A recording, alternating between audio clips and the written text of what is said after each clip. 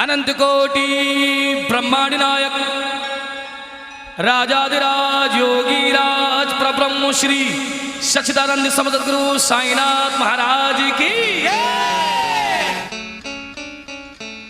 मारवा साहब एक अजीम शख्सियत हैं और मेरे मुसलमान भाई भी यहाँ आए हुए हैं।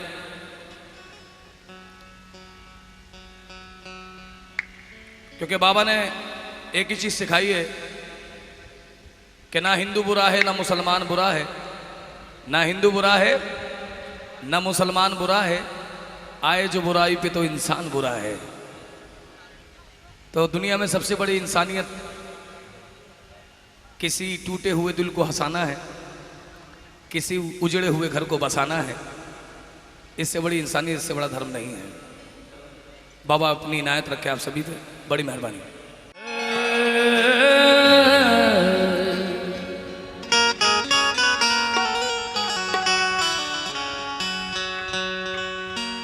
अपने किरदार को किस तरह छुपा लेते हैं लोग,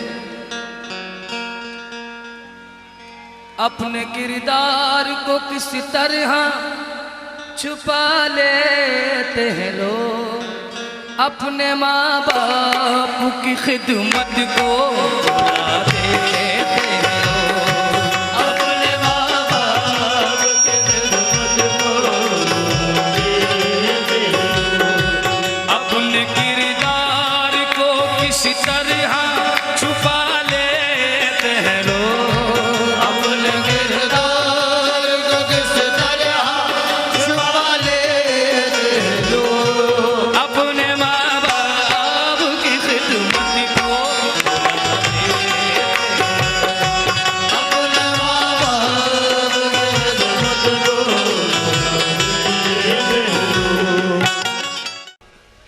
मेरी उम्र से मेरी त्वचा का अंदाजा नहीं होता। मुझे 19 साल हो गए भजन गाते हुए, 25 साल हो गए कव्वाली गाते हुए। अक्सर लोग मुझसे कहते हैं सर भाई बूढ़े क्यों नहीं होते। मैंने कहा भाई मैं फेयर एंड लवली लगाता हूँ, लेकिन हकीकत यह है कि मैं बूढ़ा इसलिए नहीं होता कि मुझ पे एक माँ की दुआएं नहीं, हजारों माँओं की दुआएं हैं। इसलिए मैं आपके सामने सलामत हूँ। वो सबके लिए रहमत है। अपना अपना नजरिया है, उसको कौन किस तरह से बुलाता है ये अपना अपना नजरिया है। और साईनाथ भी यही फरमाते हैं, जब बाबा की महानता बढ़ गई शिरडी में तो हिंदू कहने लगे बाबा मेरी तरफ आओ, मुसलमान कहने लगे मेरी तरफ आओ, सिख कहने लगे मेरी तरफ आओ, ईसाई कहने लगे मेरी तरफ आओ। बाबा कहने लगे ठीक है, तुम मुसलमान हो जाओ मस्जिद में जाओ, तुम हिंदू हो जाओ मंदिर में जाओ, आप सिख हो जाओ गुरुद्वारे में जाओ, आप ईसाई हो जाओ चर्च में जाओ। अगर मेरे पास आना है तो पहले इंसान बन जाओ, फिर इधर आओ, हर धर्म तेरा है। ये बाबा का मैसेज है पूरी दुनिया के लिए। बाबा ने कभी किसी धर्म की बुराई नहीं की और किसी धर्म ईमान ने भी कभी किसी धर्म की बुराई, ये तो हम लोग करते हैं। कमी हम में होती है, दूसरे में निकालते हैं। साईनाथ एक ऐसे सूफी संत, एक ऐसे वली हैं जिन्होंने हमेशा एक बात कही कि अपना इरादा नेक है सबका मालिक। सारे बोलेंगे, सीधा हाथ ऊपर करेंगे, अपना इरादा नेक है सबका मालिक एक है। ये है सच्चाई।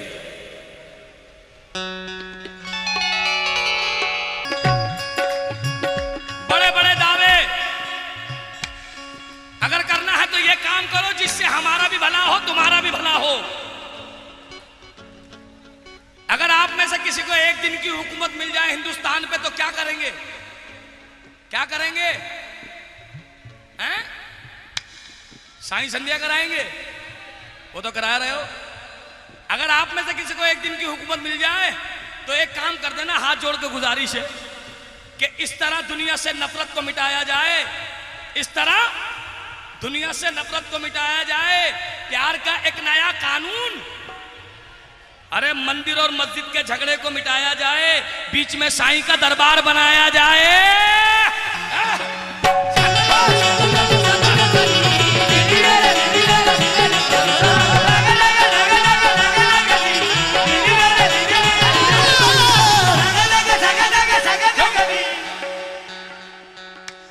मारवा साहब सुनने की बात है, मजा ना आए तो पैसे वापस। अभी मारवा साहब देंगे, और मैं लूंगा इनसे, लेके जाऊंगा इनको, जाने दूंगा जब तक मुझे नहीं देंगे। बोल साईनाथ महाराज की। हाँ, हम तो वो फकीर हैं, रोटी भी हम नहीं खाते अगर कोई देता है फेंक कर, रोटी भी हम नहीं खाते अगर कोई देता है फेंक कर। अरे हम तो वो महबूब का गुलाम हैं जो मजमू भाव लेते हैं लिफाफा देखकर। इबादत पड़ता है, निशान बनता है यहां से, और औरत जब सुहागन होती है सिंदूर लगाती है यहां से। आए हाय हाय, अरे तेरे तो माथे पे लिखा है तू कौन है, फिर भी अलग करने पे तुला है। गुरुद्वारे में सबसे बड़ी सेवा अगर मानी जाती है तो वो मानी जाती है जोड़ों की। मारवा साहब, सबसे बड़ी सेवा जोड़ों की सेवा किस लिए मांगी जाती है? ये बहुत जरूरी है। जोड़ों की सेवा इसलिए मांगी जाती है कि जब तू अपने घर से निकलता है तो तेरा गुरु, तेरा ईश्वर, तेरा अल्लाह, तेरा परमात्मा तेरा इंतजार करता है कि कब ये निकले और इसको मैं सही रास्ते पे ले जाऊं। तू चप्पल पहन के निकलता, वो नंगे पैर खड़ा होता है, तुझे नजर नहीं आता लेकिन वो तुझे देख रहा है। लेकिन जब तू गुरुद्वारे में जाता है तो 80-80, 90-90 साल के बुजुर्ग अपनी जेब में रुमाल रखते हैं, इसलिए न जाने कौन ऐसा मासूम आ जाए जिसके कदमों में मेरे गुरु के कदमों की धूल हो और मैं उसको साफ करूं, अपने माथे से लगा लूं। इसलिए जोड़ों की सेवा मांगी जाती है। जो दे उसका भी भला, जो ना दे उसका भी भला, क्योंकि फकीर ये कहता चला कोई दे उसका भी भला, कोई ना दे उसका भी भला, फकीर कहता चला।